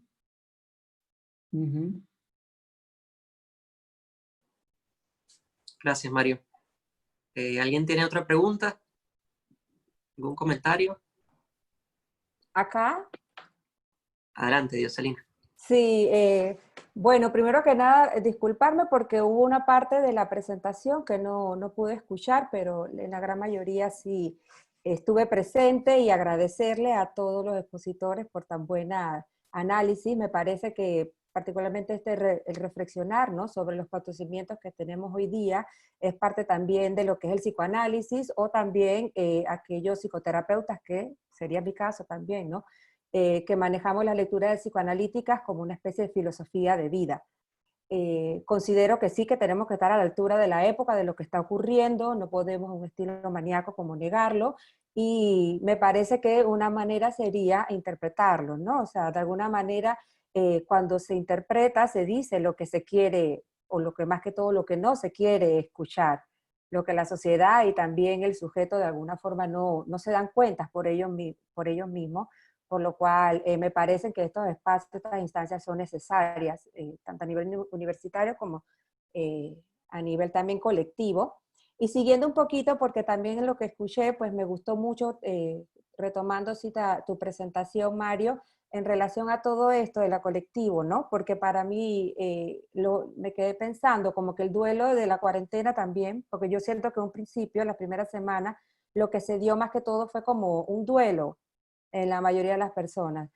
Y me parece que este duelo no solo fue específico de la cuarentena, sino que también puso como al tapete, ¿no?, otros duelos que tenían las personas pendientes, porque usualmente muchos, entre las exigencias cotidianas, el rush, como decimos, ¿no?, de todo lo que es la vida, pues se hacía más fácil el olvidarse de sí mismo, este trabajo psíquico que estamos como de alguna manera forzados a realizar, pues también se fue postergando. Entonces, como que las diferentes formas en las que se solía vivir no nos habilitaba mucho para este pensar. Por lo menos lo vemos como en las redes sociales, pues el consumo de estas se exacerbó. Hay una hiperproductividad, una hiperconectividad. Entonces, esto a mí me estaba llamando la atención y me resonó mucho con lo que has hablado, porque de verdad muchas personas, como dices, como que descubrieron que estaban en cuarentena antes de la misma cuarentena como tal. Entonces, bueno, en resumen lo que quería como hablar es que esta época nos ha venido este momento como a hacer reflexionar sobre las consecuencias de cómo cada quien venía viviendo los últimos años. Como tú dices, Mario, pues toca a cada uno hacerse, ¿verdad?, el hacerse en su propia singularidad, lo cual considero que también, si se mira desde una perspectiva mucho más positivista, pues no es algo malo. El conflicto no tiene que ser malo, ¿no?, por sí mismo, ¿no? Ya sabemos que es el motor, nosotros nos construimos subjetivamente también a partir de los conflictos, y también permite como conocer mejor a otros. A mí esto me recuerda mucho también todas las experiencias que están teniendo pues los padres con los adolescentes, que de alguna manera han vuelto a estar recluidos, ¿no?, en el hogar, han perdido todas estas instancias que tenían con los pares, ¿no? Estas salidas más exogámicas, de alguna manera, al menos en el cuerpo a cuerpo, se han visto limitadas. Y también los papás con los niños, que uno los escucha en este discurso ahora, que ellos dicen como que han venido a conocer a sus hijos.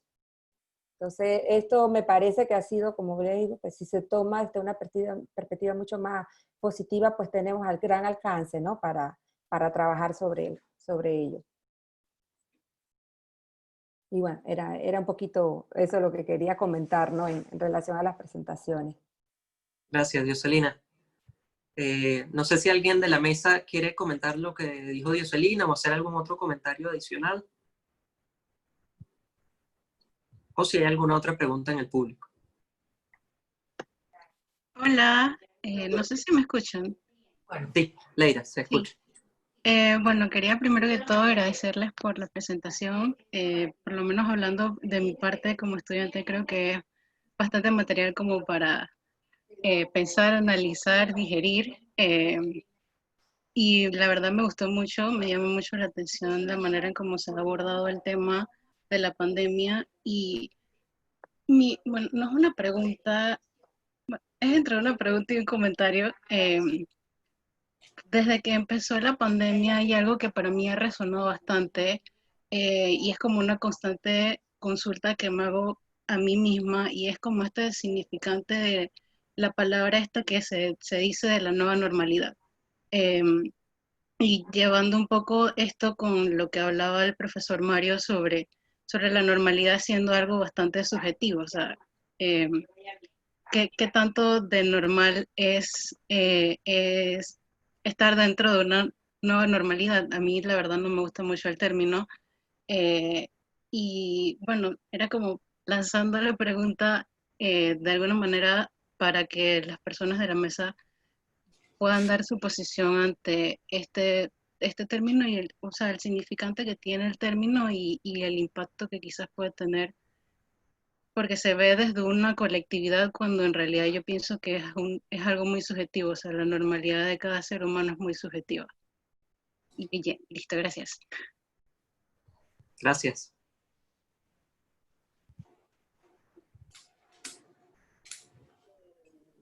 ¿Alguien quiere contestar? Voy a comentar. Adelante, Estela. Y bueno, un poco lo primero que habría siempre pienso a preguntarse qué es la normalidad, ¿no? Un poco llevándolo justamente a una pregunta que es una pregunta que apunta al sujeto y que lo que me parece importante en términos de ese significante venido como algo, llamémoslo como desde un puesto, es que justamente ante eso, ¿qué hace cada quien? Y que es para cada quien la normalidad. Un poco, como decía Esteban y Mario, hay pacientes que esta es la normalidad y que la viven justamente como un momento distinto que no es precisamente el de angustia, como también es un poco lo que escuchamos en relaciones a todas estas comunicaciones en las plataformas, en términos de todos angustiados, todos deprimidos. No todo el mundo está angustiado, no todo el mundo está deprimido, justamente porque cada quien caracteriza el significante a partir de su singularidad, ¿no? Entonces, creo que es lo que permite justamente el inconsciente y esa posición de cada uno colocarse frente a él, a la realidad desde sus posibilidades. Entonces, digamos que habría que eso, ¿no? Que es la normalidad.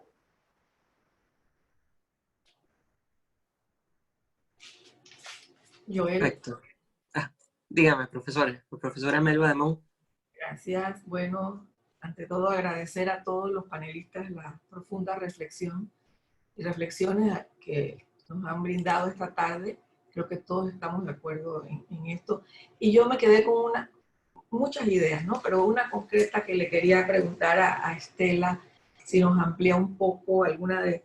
Ella dijo en un momento dado, este virus podemos verlo como un síntoma, ¿verdad? Y ¿qué relación podría ser desde la óptica lacaniana o del psicoanálisis a lo que se nos cuenta en la televisión o en las redes, o los psicólogos en las últimas semanas o meses, los últimos 2 meses, como que se activaron un poco más con líneas de auxilio, con grupos que apoyan? ¿Cómo ve esto usando ese planteamiento con lo que podría ser como una exacerbación de algunas manifestaciones patológicas o qué sé yo, se han disparado los cuadros o es que estaban allí? O sea, si podría hacernos un poquito más de reflexión en base pues a su planteamiento. Bueno, muchas gracias, profesora, por su pregunta, ¿no? Cuando tomé el significante síntoma, primero separándolo de los fenómenos de la medicina, un poco lo tomé desde el lado, en su primer tiempo de la enseñanza, de alguna manera Lacan trata de transmitirnos o de interpreta que en el síntoma hay una verdad del sujeto. O sea, en esa construcción el sujeto está él implicado. Entonces, cuando hice la homologación entre el virus como síntoma, es que de alguna manera si tiene una condición, pero que es descifrable para cada quien y tiene un impacto para cada quien diferente. En ese sentido, ciertamente vemos incluso pacientes que con todo lo que se ha exacerbado en relación a los posibles síntomas, hay o un sobrediagnóstico de las situaciones, pero eso sería justamente el punto de lo fenomenológico, que no es a lo que yo me estaba refiriendo, sino justamente al síntoma en tanto verdad del sujeto, verdad encubierta, ¿no? Velada, y que justamente por eso aparece como esta formación, y que probablemente para algunos que terminan demandando análisis con aparentes síntomas del producto del virus o de la preocupación por el virus, tiene que ver con otra cosa. Entonces, en ese sentido fue que lo tomé el síntoma desde el punto de vista de una construcción subjetiva, y que a mi modo de ver, si es bien cierto que el síntoma existe, el coronavirus existe, no es algo inventado por nosotros, está allí afuera, cómo cada quien lo vive, ¿no? Cómo cada quien lo vive, y creo que hay una construcción que cada sujeto puede hacer sintomática alrededor de él. Eso es lo que, así lo tomo. No sé si le aclaro tu pregunta.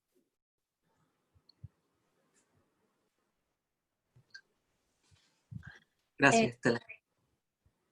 Perdón, ¿quién iba a hablar? ¿Alguien más?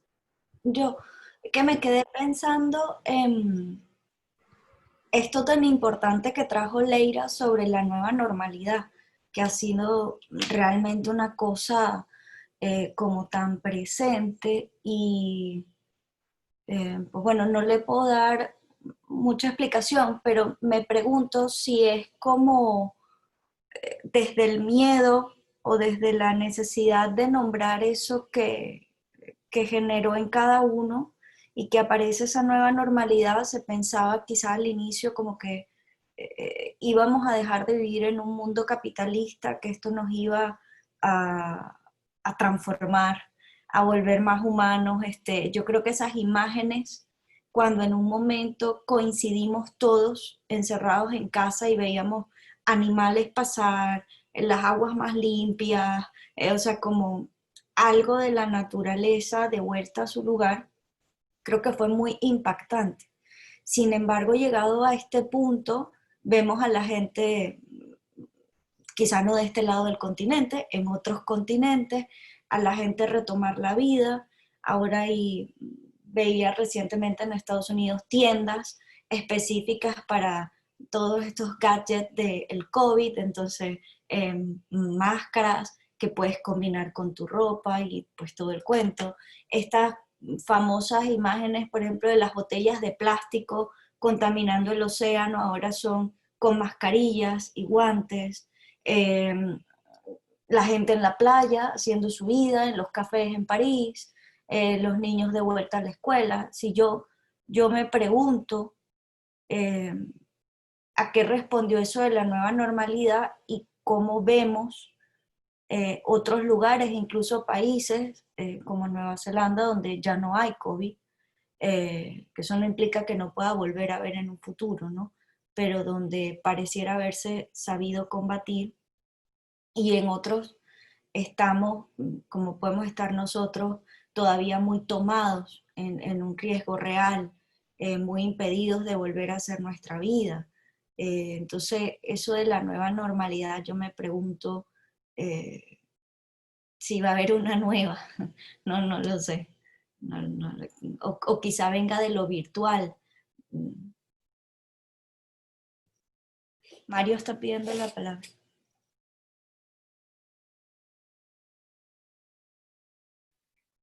Oye, Natalie, tu participación me permitió ordenar algo con respecto a las preguntas sobre este punto de lo colectivo.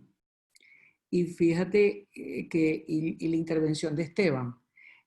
A mí se me ha quedado esta imagen grabada de cuando en París pasaron a fase 3, en la fotografía de cientos de personas queriendo entrar a Zara,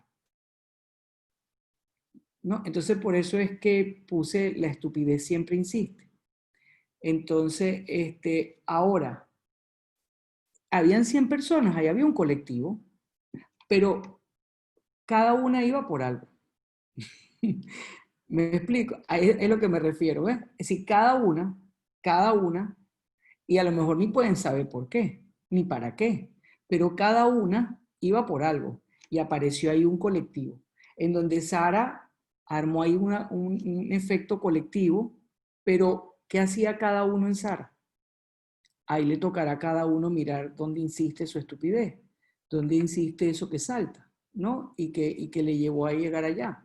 Entonces, eso, desde ahí es que estoy tomando que Esteban lo estaba viendo, por eso es que lo planteaba ahí. Y como estabas comentando de esto de la normalidad y la no normalidad, que me pareció interesante lo que dijiste y me hiciste acordar de esa imagen para rearmar esto de lo singular y lo colectivo. Gracias, Mario y Nathalie. ¿Algún otro comentario? ¿Alguna otra pregunta? Yo, más que, bueno, sí, como pregunta, al final el psicoanálisis o el análisis como tal está, o sea, tiene como diferentes actores, o sea, el analizante y el analista. Entonces me pregunto si, al igual que al sujeto, el gran otro lo marca, el gran otro está ahorita marcando el mismo acto de psicoanálisis.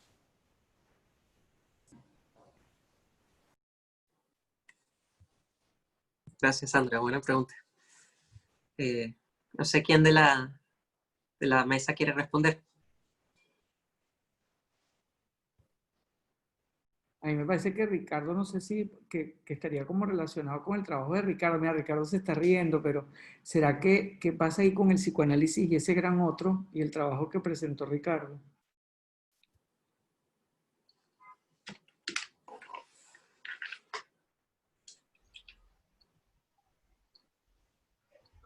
Sí, tal vez el gran otro lo podríamos tomar de dos maneras.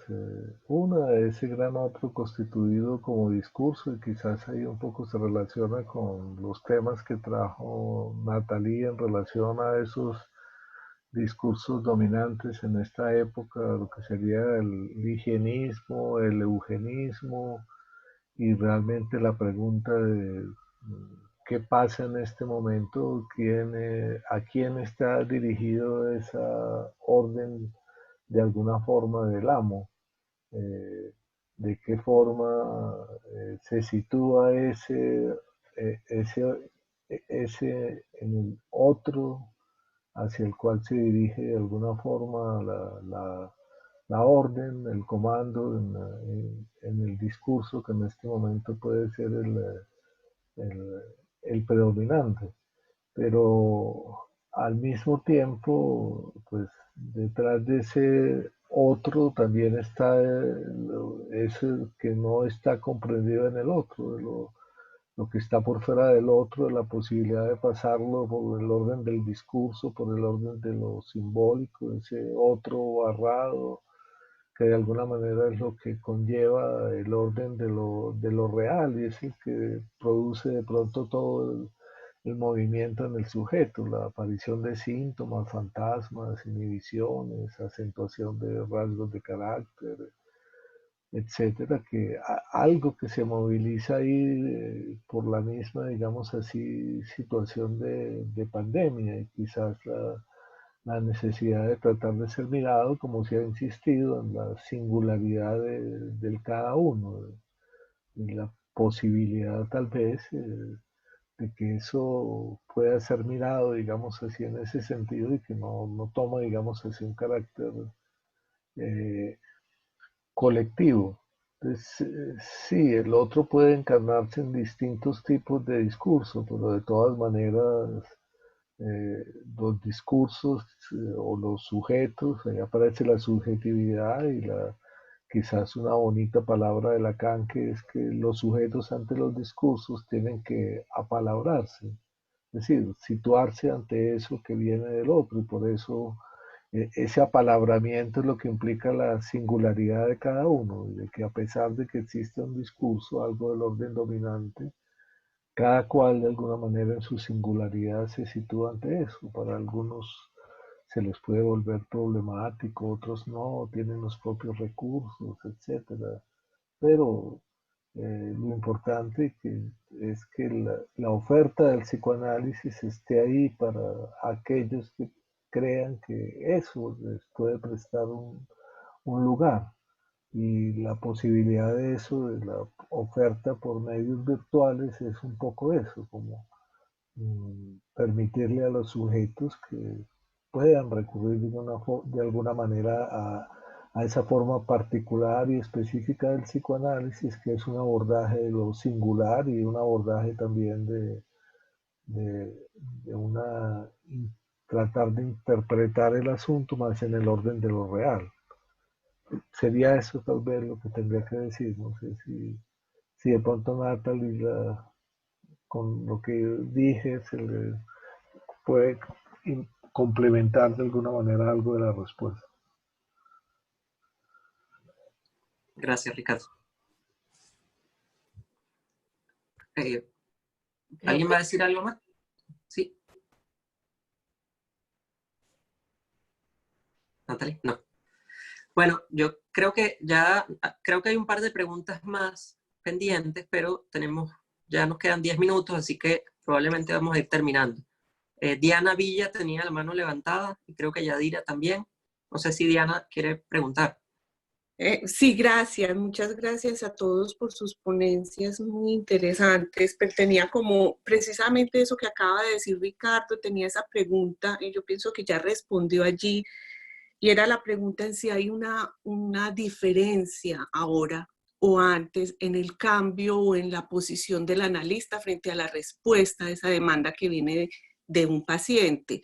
Cuando usted habla y dice que hay que leer la experiencia del lado del ver, del comprender, del concluir, o que hay que dejarse enseñar por la clínica.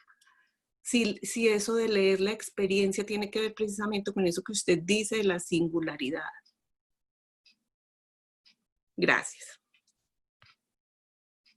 Sí, Diana, realmente captas el asunto. Esa es un poco toda la última parte de la enseñanza de Lacan, donde, por ejemplo, uno de sus últimos seminarios, que llama El momento de concluir, habla precisamente de eso, de que la posibilidad en el análisis es la posibilidad de leer de una manera diferente.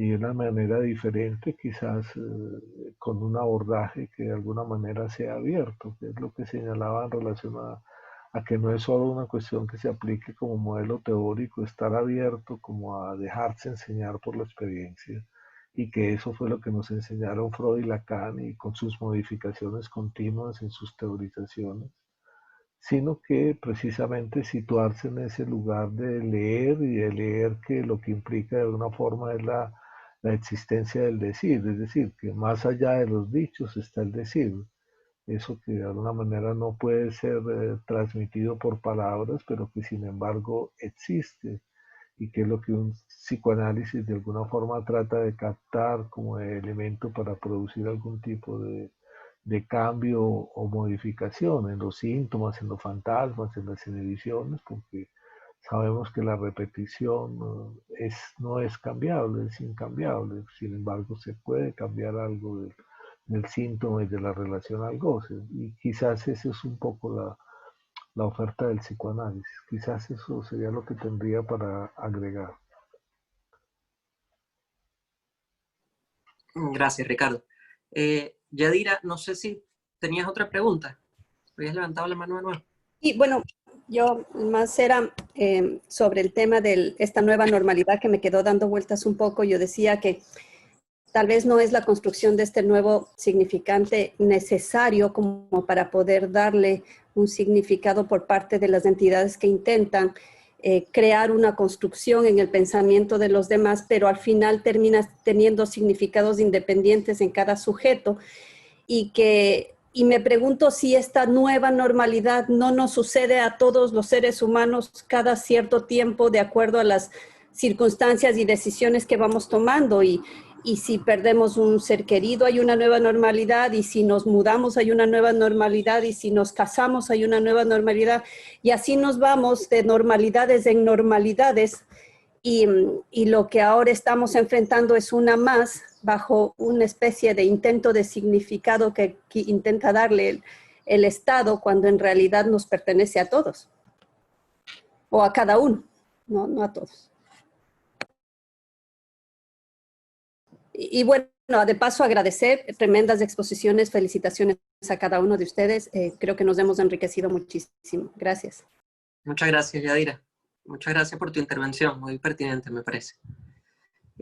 No sé si alguno de la mesa quiere decir algo, si no, ya vamos terminando. ¿Alguna otra cosa? Yo creo que, bueno, me pareció fantástica la puntualización que hace Yadira, porque creo que ahí estaría el juego como de poder separarse un poco, leer, preguntarse sobre lo que viene de afuera y cómo uno puede responder a eso, cómo uno interpreta eso. Para mí, me quedo con algo que me resulta a mí muy importante, que me deja el trabajo de Ricardo, que es la pregunta por el cuerpo, la voz y la mirada. Yo creo que esto de la virtualidad, esta nueva manera de vivir, el confinamiento, para mí trae como necesidad responderme eso. Entonces, pues bueno, será una respuesta mía, pero que tiene implicaciones pues, en el trabajo. Muchas gracias, Natalia. Bueno, vamos terminando. Me parece que la profesora Melba de Mon iba a tener unas palabras finales ya de despedida. Sí, muchas gracias. Bueno, me pidieron que diera el cierre a esta excelente tarde, dando excusas de la profesora Dalis, que se le fue la luz, y me imagino que el internet, y pues no pudo permanecer, casi al inicio entró y tuvo que salir del panel. La Escuela de Psicología de la USMA se siente muy complacida, sus autoridades, sus profesores, sus estudiantes, de haber podido realizar este panel, que es parte pues, de nuestro ciclo de conferencias semestrales, y especialmente agradecerle a los panelistas sus excelentes reflexiones sobre temas muy profundos, muy interesantes. Sabemos que tuvimos participación completa, ¿verdad? De los 100 participantes, incluyó el tope que permitía lo virtual. Tenemos participantes nacionales e internacionales, lo que agradecemos también y le da una dimensión especial a este panel. Y pues todos creo que coincidimos en la excelencia de sus intervenciones y que nos han dejado mucho para reflexionar desde la literatura, la cultura, lo psicológico, lo filosófico, y que esperamos pues podernos ver pronto, quizás cuando pase la pandemia, en otra normalidad, ¿verdad? Post pandemia. Así que nuevamente muchas gracias, muy agradecidos, excelentes sus participaciones y hasta pronto. Gracias. Muchísimas gracias a todos. Fabulosas presentaciones. Gracias. Muchas gracias a todos. Damos entonces por concluido el evento. Gracias por su asistencia. Hasta luego. Gracias. Gracias.